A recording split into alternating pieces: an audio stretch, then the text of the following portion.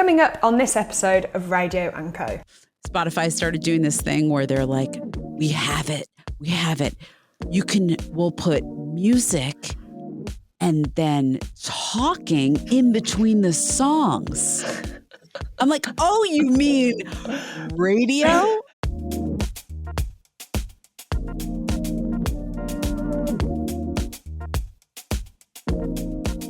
Hello and welcome to the next episode of Radio.co. Today I'm joined by Carmel Holt.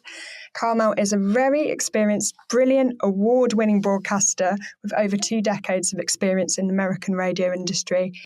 Carmel started her career at the commercial radio station Radio Woodstock, where she was a midday host, an interviewer, and a music director. She then moved over to the public radio station WFUV, where she was an assistant music director, a full-time radio host, and an interviewer. Carmel's also been an NPR contributor, and since 2019, she's been the creator, host, and producer of Sheroes. Sheroes is 2 things. It's a syndicated music radio show under the same name, and it champions female identifying voices in its playlist and features an interview with the likes of Little Sims, Dawn Richard, and Sharon Van Etten. Under the Sheroes banner is also the podcast, the Mixtape Memoir, a podcast that speaks to female musicians such as Tori Amos, Jamelia Woods, and Courtney Barnett about the music that made them. 2 amazing bits of audio content right there. So welcome, Carmel. We're absolutely thrilled to have you. I think it's fair to say that when it comes to radio, you've done it all. Well, thank you so much for having me, Lucy. It's our pleasure, So I think you're going to offer a unique perspective to me particularly, and our listeners in the UK, in the sense that your experiences, you're from America, and your experiences all within the American radio industry. And I'm sure a lot of our American listeners as well will be able to relate a lot to what you're saying as well. But let's just kind of go back a bit, because I know you started your radio career in the 1990s, and you started out, as I said earlier, at the commercial stadium Radio Woodstock. And radio's obviously changed a huge deal since then. But I just want you to give us a little overview of what radio was like back when you started. Wow. Well, what was radio like? I mean, I was very blessed to start my career at Radio Woodstock. It's a small independent radio station in Woodstock, New York, a town that is known for the music festival that didn't actually happen there in 1969. The station went on the air in 1980 as what's called a block format station, where they would do a couple of hours of news, then they would have a garden show, then there would be a talk radio show, then there'd be some music. And right before I got there, and I want to say maybe 5 years before I got there, alternative radio started to take off. And this is kind of like, I don't want to get too in the weeds with the history of progressive radio in the United States, but alternative radio was born out of AOR, which is like adult-oriented rock. Some of the best stations like WNEW in New York City, that when radio went from AM to FM and started to be rule breakers and really focus on music discovery and play more than the hits.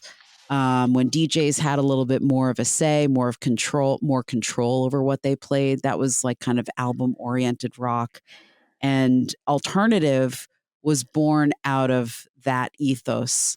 And, 1990, early 90s, grunge was happening. There was also a very vibrant new folk scene happening. Lilith Fair came not long after in the early 90s. So there was also, as you know, probably, a lot of the Britpop movement was happening. So it was very exciting to be, but when you're in it, you don't know. It was exciting to be there, but you don't know that you're part of music or radio history. But it was an exciting moment in music for sure. And Radio Woodstock is, even though a commercial stations are known for having very tight playlists and having some sort of corporate heads, some suits that are telling you what to play. It was always independently owned, still is. And so even though it was commercial in the sense that it aired commercials, um, Mm-hmm. airs commercials, there was a lot of creative freedom. And so the playlist was, even though also it was a very small town station, the playlists were very adventurous.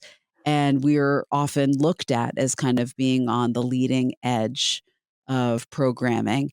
And alternative started to shift and splinter off too in that time, into two factions, one being alternative, more kind of like harder rock, and then the other being what's now known as AAA, which stands for Album Adult Alternative.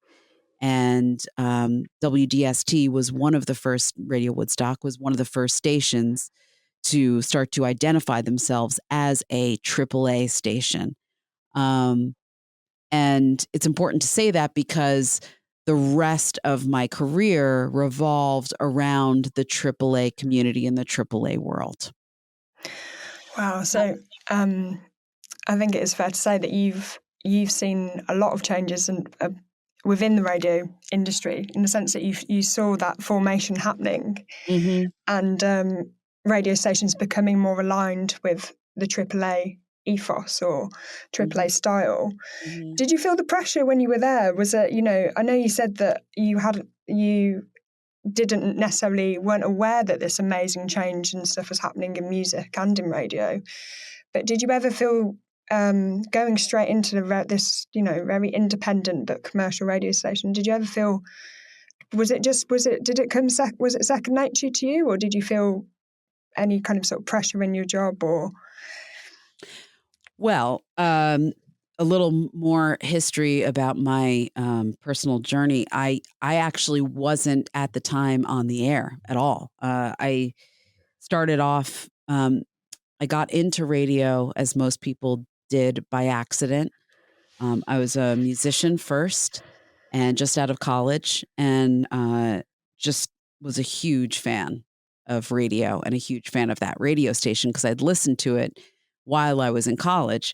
And I befriended the morning show host while working at a coffee shop down the road, and basically sweet talked my way into a job, which was selling airtime.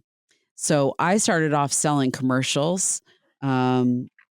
It's like, you hear of people starting off in companies and working their way up from the mailroom. Like it wasn't quite like the mailroom, but it was probably the most unsexy, unfun, uncreative in a way job. I mean, they had some creative aspects to it, but what happened for me was that because I believed in the radio station so much because I was such a super fan, I became a star salesperson because I believed in the station. So when you really believe in something, and what I couldn't know also was that I was learning the business inside out. So I started off learning sales, which also then got me into the studio because then I was writing commercials for my car dealerships or my restaurants or whoever I sold radio commercials to.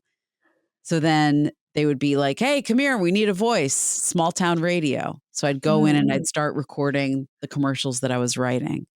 So then I was learning about radio production. And then I would do promotions like marketing and stuff to kind of get creative to try to help promote and work with the businesses in the community and the radio station. So then I was learning about the power of radio to build community. And I was learning about marketing and I was learning about promotions.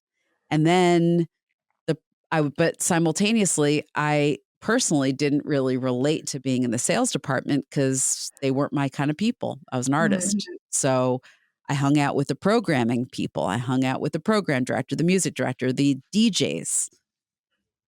And so then I started to just by osmosis soak up all of that and all of what was happening in the radio station and watch that process. And then somebody heard me on my commercials as the years went on and said, "Your voice is amazing. Like, when are you going to be on the air?" So then an opening happened. Somebody left. It was a 2-hour radio show on a Saturday morning from 7 to 9. And I auditioned for it and I got the gig. And I went through probably about 5 years of doing both, being on the air on Saturday mornings. And I programmed that from scratch every week, did all my own research, listened to a ton of music, started to take music calls, which means that the record labels are courting you and trying to get you to play their new artist or whomever they're promoting. I started to bring in artists to do interviews. So before I knew it, I was kind of like learning on the ground. Yeah, all your skills were snowballing as you kind of pinballed into one area and then to another and picked up skills along the way. And I think what you've said, just there's lessons that we hear again and again about surrounding yourself with the right people, and also that passion always just shows itself, doesn't it? And it always kind of speaks more than anything else. I think people know when you're being sincere and when you really care about things. Yeah.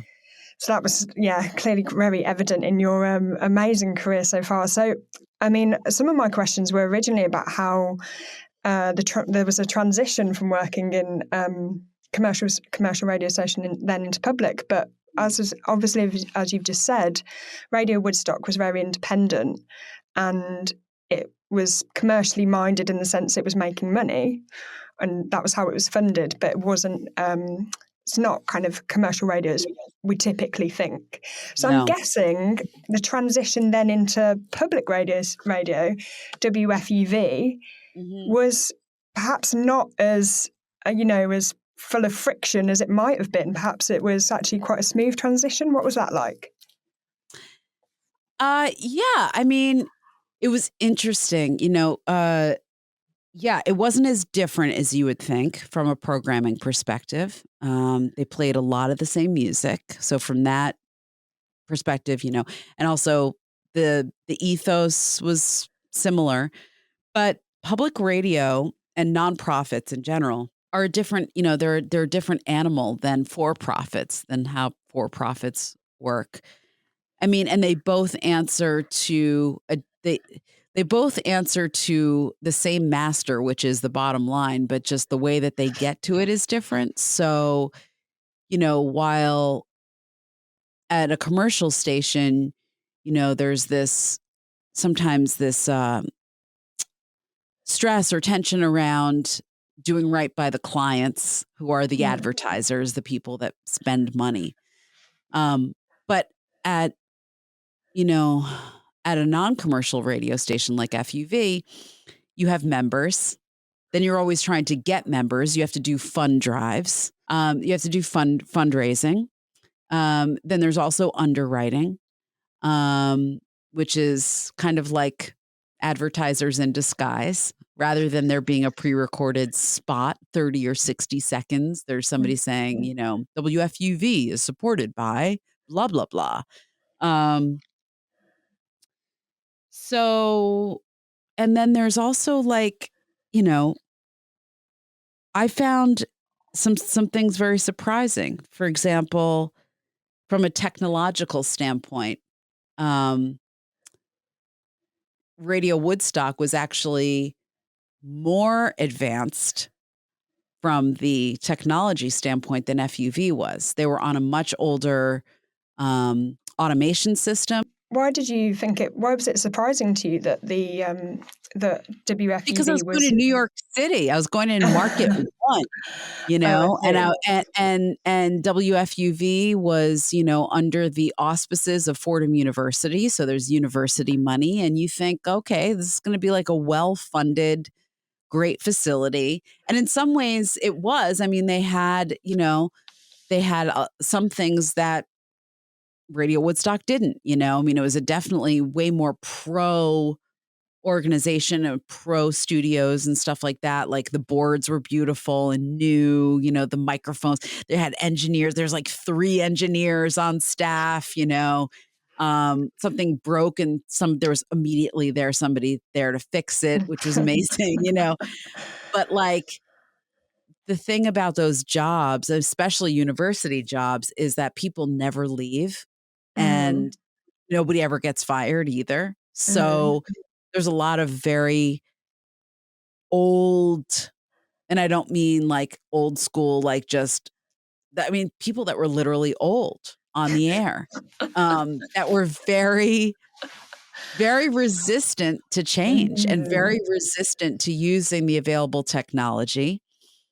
And so there were certain ways that I felt that it was like I had taken a giant leap forward and then I'd sort of also taken a couple steps back. mm. It was Did you strange. did you feel like you'd kind of, in terms of hardware or software as well, did you feel like you'd kind of seen it all by the time that you reached WFUV? Because you first were at Radio Woodstock and perhaps didn't realise actually that your equipment was going to be more advanced to the next radio station you moved on, and then you move on to WFUV and you were like, oh well, we've gone back in time a little bit here. And so by you being there, perhaps you were like, okay, I've kind of, get me in any radio station, I can probably handle I know what the equipment's about, I know what I'm Yeah, I doing. guess that's a good way of looking at it. And by the way, I don't mean to throw shade at WFUV. They had gorgeous new equipment too. It Yeah. was just like it was more the software and like kind of the software and also like your internal software, like the way that people thought about using the available technology. I'm like, why are we not making use of the technology? This is 2000, whatever it was, 2014. Like we should be, you know, able to do this. Yeah. There was, there were some DJs who literally had their student assistants, had a student assistant assigned to them to bring in a stack of CDs into the air studio, not to play stuff from CD still necessarily, but they just felt very attached to having Mm, the physical thing so that they yeah, could look at the liner notes, so that they could refer to it, like yeah. rather than being, quick on the draw with, using Uncle Google. Like Uncle there's Giggle. the internet. It's like computers right there. Yeah, it's much quicker than you flicking Yeah. through the liner notes or so, but each to their own in some ways, I guess, isn't it? Let's fast forward to 2019. So you've had, an amazing career that's covered both commercial radio station technically and public radio, and you've been contributing to NPR as well. Let's not forget throughout this time or so. Why did you decide to then go off and do, in many ways, your own thing? And also, perhaps it's be useful for our listeners because I'm going to say it's an independent radio show and a podcast that you produced, but I say that, but perhaps we should define how it's independent also. It's obviously not affiliated, not necessarily produced by a radio station, but produced by you. But how would you define it as independent? I don't think that there was one particular straw that broke the back. It's still very touchy for me to talk about this, because my old boss, who is no longer with us, who is a legend, um, was an amazing, amazing person and an amazing boss. And I was super, super excited to go work for her. one of the reasons why I was so excited to go work at WFUV, besides the fact that I was like a fan forever and it was the brass ring and it was New York City, and I was excited to go work at a place where my boss was a woman because I had only worked with men. And it was not only had I only worked with men, aside from like our promotions director, who was a woman, and we had a midday before me. There was another midday host at WDST Radio Woodstock it was like there was always the woman, like it was like the dude sandwich of the morning show host, the afternoon drive host, and a woman in the middle. Sometimes we were able to sneak in as a co-host on the morning show, but basically that's the traditional, daytime primetime lineup. And bosses were always dudes. The programming was always dude heavy. And if you remember the start of the story, I was a musician first. And as a female identifying person that wanted to make music, I also was aware from a very young age that it was a male dominated space. And also remember from the beginning of the story, I came up in a time and came out of college at a time where grunge was happening. Girl bands were kind of a thing. Riot Girls was a thing. Lilith Fair was a thing. And I went to a small liberal arts college, and feminism and, LGBTQIA plus rights was a thing. Like all of that was like really, really starting to come to a head in my very formative years, and all kind of tangled up in this stew of music and figuring out me and what I was going to do. So I had a very like strong feminist streak before I even knew that to call it that, really. And I think it was like when I had this idea about what it was going to be like when I went to WFUV, I think I somewhere in my head thought that it would be different. Like I thought that, I just thought it was going to be different. And I was really sad to find out that it wasn't that different. Like there were things that were, I mean, for sure. But, and the experience of working for my boss, who is so incredible and a legend, and learning from her and having her as a mentor all the time was amazing. But there was also like weird competition stuff and like still weird, outdated rules when we made our decisions about who to program and what artists to add, and still feeling like when I was on the air, I wasn't really totally behind the mix of music. And I also just had a really strong creative streak that I wasn't finding an outlet for. The conversations that I was like really starting to like kind of take the lead as an interviewer there. And I just became keenly aware of my desire to have really, not just with women, with everybody, but especially with women, have a different kind of conversation than I really felt like I had the freedom to do. And interviews was becoming my calling card simultaneously. So I was also getting frustrated that the way that they had the system set up there, they tried to be very egalitarian, but it didn't feel egalitarian. And I felt like I was getting shut out of interviews that I wanted. And anyway, so all these things were kind of like bubbling away. Yeah. And eating at me. Okay. So in 2018, we started doing these series of live and conversation events at Sonos Speakers, the speaker brand Sonos. They're space, their showroom and their space in Soho, downtown New York. And I hosted one with Cat Power. And then I hosted one with Sharon Van Etten. And an old friend of mine who worked for NPR Music, who now was working for Sonos and kind of organizing these cultural and events in store, and a lot of them being these in conversation events, pulled me aside one night and said, I think you're amazing. Have you ever thought of doing a podcast? And I said, actually, yes, I have. I had tons of ideas. And this was one that I had actually pitched to my old boss and had gotten shot down on, which was to do a show that focused on women. So encouraged by that little bite, I started to develop this idea called Sheroes.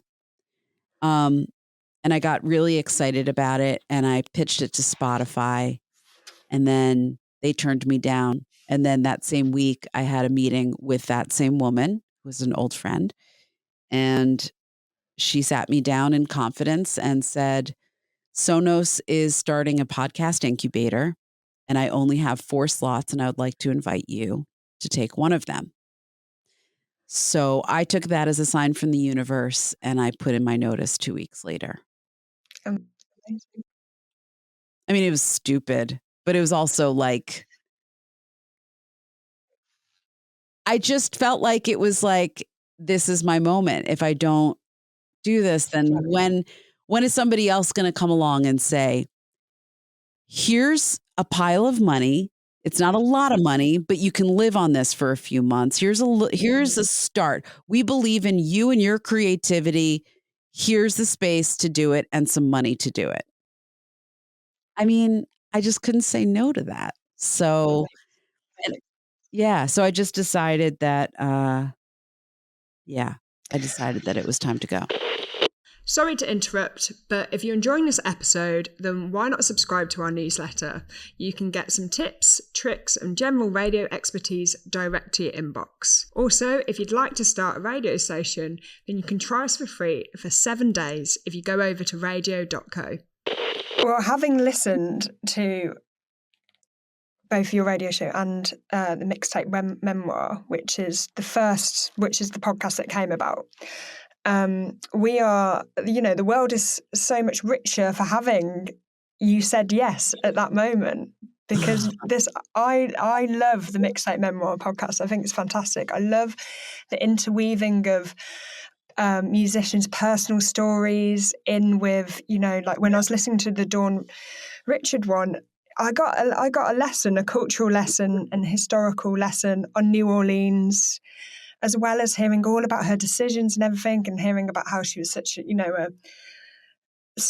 how she stayed true to herself. And it was just, I think without fangirling too much in this moment, but I think what the podcast and your radio show generally both do brilliantly, which is testament to you, is that you're very successful in creating that intimacy between yourself, the guest, and the listener, so that Thank you. the listener feels. I feel like when I listened to your podcast and your show, that I'm hearing 2 very eloquent, sophisticated, wonderfully talented people that are my friends. I feel like, I've suddenly got these 2 brilliant friends that have had these amazing careers or amazing music career and stuff. And it's a very privileged thing. You get to hear all their experiences, and it's also, look, I love the premise of the Mixtape Memoir, of it being about the music that makes these women musicians, because I'm personally not a musician myself, but especially when I was younger, I really kind of would put musicians and bands up on a pedestal and kind of did the thing that people do when they're younger and worship, the bands and musicians that they look up to. And you forget that they're fans of music as well, that they've been informed and they've been inspired and stuff. And it's always just so nice when you hear somebody that you really love saying, oh, I love this album or this lyric or this song or whatever. And you're like, oh, God, yeah, me too, or Yeah. Yeah. So, yeah, I think It's it's, also, sorry. And the other thing that I think is well, there's a few things that I really love about the show, and thank you for all of your kind words. For women especially, I mean, for any mm, marginalized group, where there are stereotypes, yeah, music is a really strong way to break down those stereotypes and gain new understanding of what makes us tick and yeah, what inspires us creatively. And I'll tell you, like, one of the things that used to drive me nuts, I mean, still drives me nuts, though it happens less, but sitting in rooms where people would play a song, whatever the song was, whether it was male or female led, and somebody in the room would say, and it was always a cis white dude, mostly, um, man, women are gonna love this. mm. I'm like, excuse me, I'm sitting right here. Excuse me, I'm sitting right here.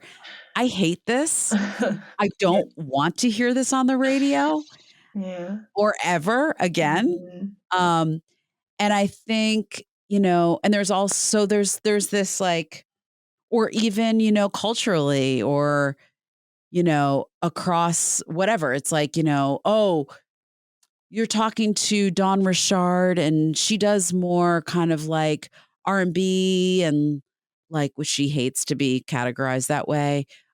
So she must love, I bet she loves Beyonce. I mean, I'm just throwing out a thing, but like, yeah, it's like to hear her talk about Bjork, for example, mm, is so important to mm, just break down those kinds of preconceived notions about who we are from a gender, from a cultural, from an ethnic, from a racial background kind of a vibe. absolutely. And I'm just also going to take this moment to apologise to Dawn for mispronouncing her surname. Oh, Richard. Um, Oh, yeah. It's Richard, there we he's go, Dawn yeah, Richard. yeah. Um, yeah, you're completely right. It's such an important thing. It's for too long, women have been, obviously their experiences have been diminished, or not given the platform and the complexity and the nuance and the rich kind of depth of women has been woefully ignored. And obviously, like podcasts and radio shows such as yours, obviously they just completely prove that this shouldn't be the case or so, and they kind of shine a spotlight on what women are actually like. So yeah, it's a fantastic show. So let's get in a little bit more into it. What have the challenges been with both producing the radio show and the podcast? Money. Yeah. I'm woefully underfunded. Um, and I mean, I hate to be crass, but you know, I've never been motivated by money. It's never been obviously listen to my story. I made a bunch of really like on the surface stupid moves if I wanted to be financially secure, which I am not. Mm, Uh but um no risk, no reward, I guess.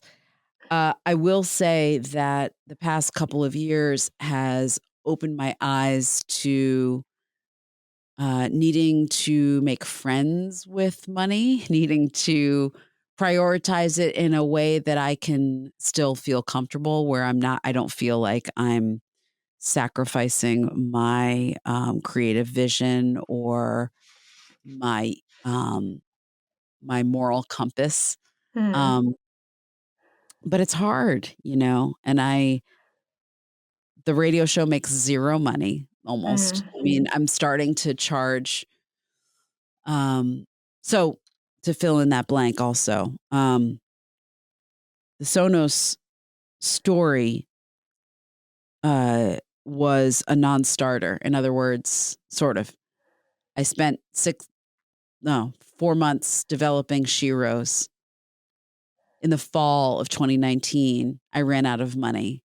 I had 24 interviews recorded and nothing to show for it. And so, or almost nothing, because nothing was produced. And they were like, good luck, kid. Oh. And so I took a loan out of my own retirement fund. I hired somebody to produce a demo podcast so that I could start pitching it to podcast networks, because I figured I've got this A-list of guests, an amazing concept. Like, somebody's going to want to pick this up and give me some money to produce this and put it out. Nope. So I'm not actually avoiding your question. That has been an unexpected, not just money, but also sexism and the gatekeepers always being men has been a very unexpected hurdle Yeah. that people don't hear or see what I'm doing as being vitally important, and or understand it or think that it's worth or worthy. And so I shelved the project for a moment. I took a job, like a freelance gig that I did until March of 2020 when the pandemic hit. And then I really hit the skids, but I thought, okay, I have pandemic recovery money from the government. I'm going to go on unemployment. I'm going to recalibrate. I built a home studio where I'm talking to you now in my barn. And I started to try to do the same thing. Okay, I'm going to get back to it. I'm going to start pitching this. Now lots of people are stuck at home and they must be listening to podcasts. This is great. No, Black Lives Matter happened. Amazingly, I'm so happy. The pandemic happened. So unless it was something that was about the Black Lives Matter or my rescue dog rescued me in the pandemic, no, nobody wanted to hear my podcast. So, okay, got it. So then a friend of mine said, why don't you get back to your public radio roots? Public radio is hurting right now. Everyone's trying to figure out how to work from home. They're strapped financially, short staffed. Take Sheroes, make it into a radio show. So that's how Sheroes became Sheroes Radio. That's now by November. That person was right. I launched it in November of 2020 with 12 stations. I now have almost twice that. And then in the spring, Sonos came back and said, we are ready. We'd love to pick up Sheroes. And I said, great, here's this. And they said, no, we don't want that. We want something that's just for us. And so then I made Mixtape Memoir. So that's how those two things, I never intended to do those two things. Yeah. It just was because of necessity. So now Sonos is the thing that's basically funding everything that I do, which is not a good business model. But thank God for Sonos, and I love them, and they've been wonderful to work with. And season 3 launches on Monday of Mixtape Memoir. So I found somebody wonderful who was very affordable, who could do the mixing and mastering of the radio show. It was a little trickier on the Sonos side, but I had money from them. So now I'm now a year in with the radio show. I'm going back to stations and asking them to, help the support by giving me, $100 a week or something. But yes, funding, distribution, I'm still waiting for that, angel investor or big network or, somebody to come in and be like, we love what you're doing here. Your money worries are over. Yeah. I think the what you've touched on really highlights of quite an important point, and where I hope that just not even with just radio content, but with lots of different forms of content. I hope this is where we're kind of going as a society, but that it's just so important to support independent broadcasters, independent content creators and stuff through. I know you have a Patreon site and Patreon, you have Patreon set up. Because there are still structures in place or so which make it harder for not everyone has equal opportunity. And so for the people that are going out on a limb and are, kind of sometimes really putting a lot on the line of bringing us something they love, then it's important that we support them financially and stuff through Patreon. Because that way also, you're deciding with your money what's worth getting attention, or so you're not letting the big networks decide this is good, that's good, or whatever. You're being, it's really people powered, isn't it? So yes, and that's the public radio way. You're staying true to your roots. Yes, you just sounded like you were doing a fun drive. Yes. So we're a little bit more on the Sheroes, the show and the podcast. You have amazing guests on there. As we've mentioned some before, like Tori Amos, Little Sims. I've seen Arlo Parks. Yep. So amazing. Lucinda Williams, like amazing collection of women. Collection's definitely the wrong word there. Sounds like objects, isn't it? But amazing. I'm not objectifying my own kind, everyone. So yeah, just amazing mix of women that are, that some have been around for years and stuff, have been seminal artists, and some are more new on the scene and really kind of creating a bit of a storm. And so how do you kind of decide and get your guests? Is that largely due from your kind of, your career thus far and all the kind of relationships you've built with people? Is that it? My reputation, my connections, my relationships. Absolutely 100%. Brilliant. Yep. It's all about how you treat people. Well, that's short and sweet. Yeah, So, I mean, and how I'm so happy that you pointed out that some are newcomers, some are legends, and that is by design. I work extremely hard to curate my guests and my playlists each week to reflect that.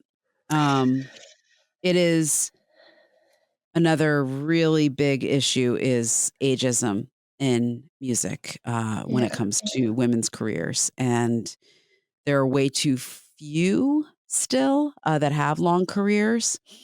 So, and we actually, I just at this radio conference that I was at, sat on a panel called She Persisted. And there was a young woman, a really dear friend of mine who works for Secretly Canadian. They have Sharon Van Etten and Angel Olsen. And, she was talking about their signings and how 9 out of 10 times when they're signing women, they're young. Like they're not signing 30, 40, 50-year-old women. They're signing 20 somethings, teens even, right? And so what that does to us is, really shortens our creativity, shortens our relevance and continues to perpetuate this false belief in young women that they better hurry it up because if they don't get in by the time they're whatever, they're done. Yeah. And so, I think it's really important, and I want to showcase and give voice to women who are still making music and still doing it well. And it's interesting also the point that you've made about ageism in relation to women and their careers within broadcasting, because there's a lot of, I'm not saying all before people come after me, there's a lot of male broadcasters I find that don't really stay on top of new music that's coming up either, that just keep pushing their loves from the 70s or 80s or so, That's and right. don't look at what's kind of happening around them or so, and yet they still retain a place on the airwaves and stuff. So I'm wondering, like, it's that thing, isn't it, of I'm wondering if as a woman you just have to work harder, you have to be more things. You and that is across the board. Mm. Like, it's like that on the air. It's like that if you're a musician. And Yeah. every single woman I talk to feels that internal pressure of needing to be twice as good, 10 times as good at your instrument or Mm. your songwriting or working twice as hard just to keep up with lazy ass old dudes who don't have to lift a finger or progress at all. And it's fucked up. It's just like, yeah. And I mean, I was surrounded by those guys, you know? Yeah. I was surrounded by those guys and I hated being surrounded by those guys because I could run circles around them, you Mm. know? But men are still the voices of authority, whether they're older than us or they're our peers. And we have that internalized too. Like there's this default of, oh, they know better actually. So, in the studio or about music history. Try to find an authority figure on music history that's female. Who's writing the books? Whose voices are you hearing on music documentaries? Men. Men. They're the ones that are the default, the gatekeepers, the holders of the go-to opinions and the knowledge. The history books are all still being written by men. So that's what we need to change. Everybody's been asking me when I went to this conference, like, how do you make your show every week? I'm like, I do it. I cut it. I book it. I tape the interviews. I do all the editing. I do all the writing, do all the social media. I do the playlist. I host the radio show. Like, I'm doing everything except mixing and mastering. And I'm going to learn how to do that too. But I taught myself all of this stuff, I got myself a board, for home. I built this studio, did all the research, but it's like we have to get over these feelings of inadequacy or that it doesn't come to us naturally. And I had to really, make a pact with myself that I'm only going to hire women. And that's not because I don't love men. I love you, men. And we need men. We need allies. It's like there's this false belief that, speaking up on these things is anti-male. Yeah. It's not anti-male.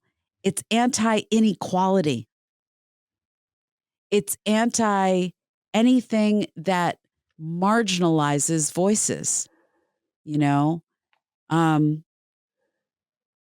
and that goes for any marginalized voice, BIPOC, LGBTQIA plus, like we need more trans voices. We need more queer voices, non-binary folks.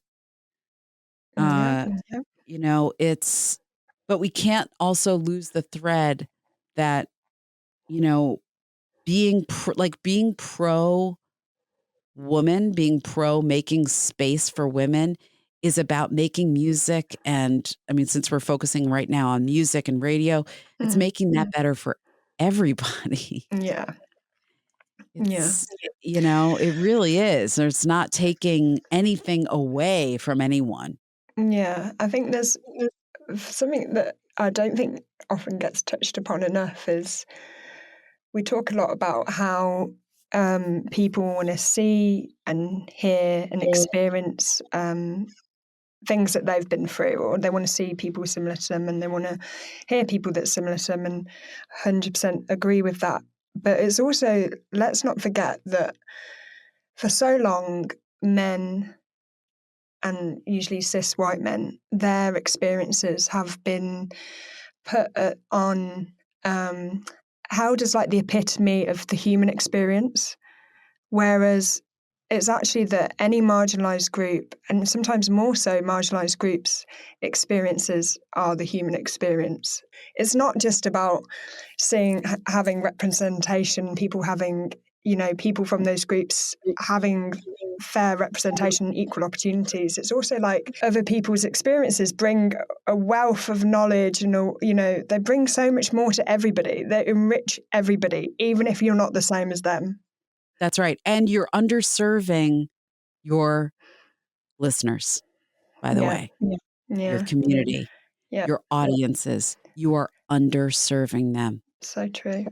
And aren't we actually responsible to them the most?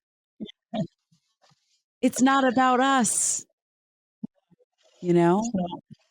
So, I mean, that's the thing. It's like, I always like to say, I'm just a glorified waitress, I mean, I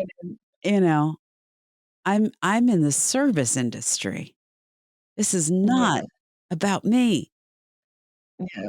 I mean, yeah, it's like nice that you're inviting me on this show and you're talking about my career and stuff, but like, I'm not doing this for me. Yeah. It's like, this is like, this is for the next. Like, I just want to see, this shit change for everybody. It's about time, isn't it? It's long overdue. So my final 3 questions are, I'm going to give you all 3 questions and then I'll repeat them if you need me to. Okay. So what are the things that have changed with radio that you wish were still the same? What thing? What changes have happened that you're absolutely thrilled about? And I think this one we've definitely kind of touched upon and alluded to already, if not outright just said. What is still happening in radio that you just wish would hurry up and die? Okay. So we already covered that. Yeah, we definitely already covered that. So cis white men being in charge. Boom. Done. What are the things in radio that you wish were still the same? Wow. I mean, that's a hard one. Not a lot. I mean, I guess live radio. There's not a lot of live radio happening anymore. There's a lot of, the voice tracking thing, which is handy, especially when you're short staffed and you need to multitask. I used to do my show like in an hour. Like I'd record 3 hours of radio, do 1 hour live, and the rest I'd be on the air and in my office at the same time taking music calls. Got you. What, when the tracks were playing, were you running into the office and taking the calls or recording your... No? Nothing. So that's sad, like there's nothing that replaces being live on the air. Okay.